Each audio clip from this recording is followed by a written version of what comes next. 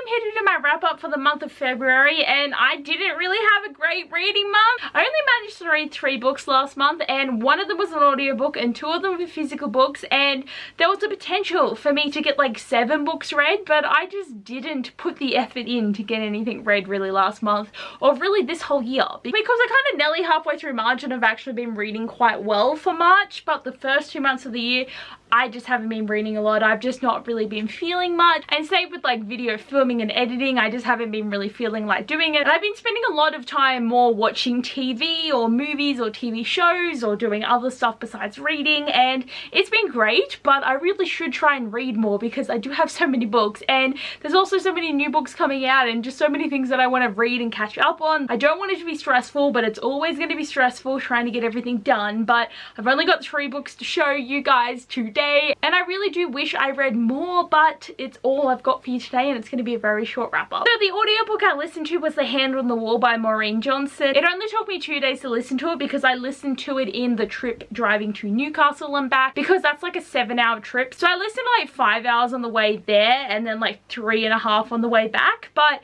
this was a ride, and I was so invested the whole time listening to this story, and I was so keen to know what was going to happen to the conclusion of this murder mystery series. And it's a series that I have brought up again and again and again, but without spoiling too much, I did enjoy where it went. There were some things that I felt were a bit anticlimactic, like I thought they were going to be a bigger part of the story and then it wasn't, but then there was other things that happened that were really sad, and it also kept shocking me. Like there was a few things about Alice that shocked me that I was like, holy shit, where did this even come from? And I was like, okay, and I just had to cope with it, you know. But still, there was things that happened that I was completely shocked with, and like revelations about other characters too that I was like, what?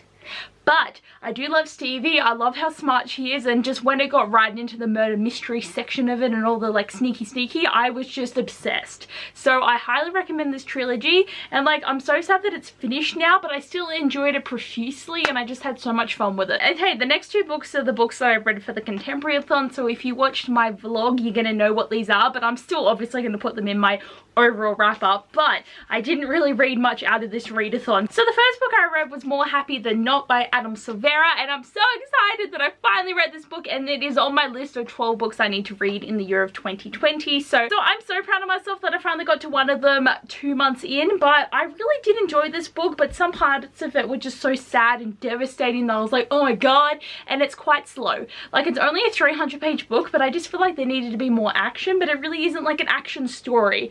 Like I just found it hard to connect with the characters a little bit, and like some of the decisions and things that were happening I was a bit like, okay. But I do like this idea of being able to forget things and like not remembering people, and like, you know, if you've had something really bad happening in your life you can take this procedure and not remember it. And it reminded me so much of The Eternal Sunshine of the Spotless Mind, which is a movie that I really enjoyed, but I've only actually watched it once, and every time I think about watching it again I just can't, because it was such a weirdly bizarre movie. But I really should watch it again because I did enjoy it. I feel like I can remember every single aspect of that movie though. It was just so crazy.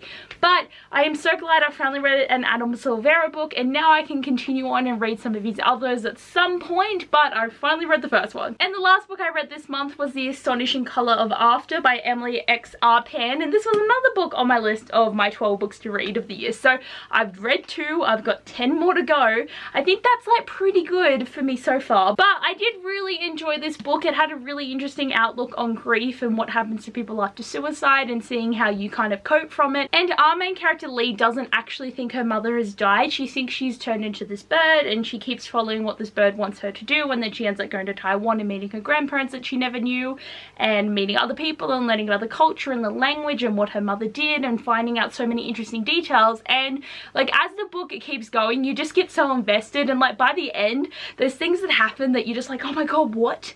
But I thoroughly enjoyed it. I also don't really like her dad because he doesn't really like believe in her and her pursuit of art, and that was really upsetting to me for some reason. Like I don't do art, but to not have your parents support what you want to do, I just think is so sad, and I don't even know how you can cope from that. But I'm just so glad I finally got to this book, because I've had it for like the longest time, for like at least since like Christmas 2018, because my friend got it for me. Then I never read it, but now I finally got into it, and I had a really fun time reading contemporaries this month, but they weren't happy ones. Like they were quite sad because it was death, and then the More Happy Than Not saga of things. But I highly recommend giving this one a go though, but it is quite slow because it's nearly 500 pages long. long, and it didn't need to be that big, which is like one of my only main gripes about it, but overall I really enjoyed it. Okay, so this month I did slightly better in the way that I only bought 7 books instead of 12, but I did only read 3, so I didn't really help my TBR this month. I doubt if I'm going to help it in March either, because there's so many new books coming out and so many things that I just keep end up buying, and I'm like, oh my god, this is why I need book buying bans, because I just buy too many books. But I'm just like, it's fine, it's fine. I just keep hiding books away so that I feel like I'm not running out of shelf space, which I totally am. But anyway guys, thanks for watching this video. I hope you enjoyed, even though it's a very short wrap up. I still tried to get some reading done, and I do feel like it's looking up for the month of March, and hopefully I'll have a bit of a longer wrap up next month where it's gonna have a little bit more going on for me. But anyway guys, thanks for watching. I hope you enjoyed, and I'll see you guys next time. Bye.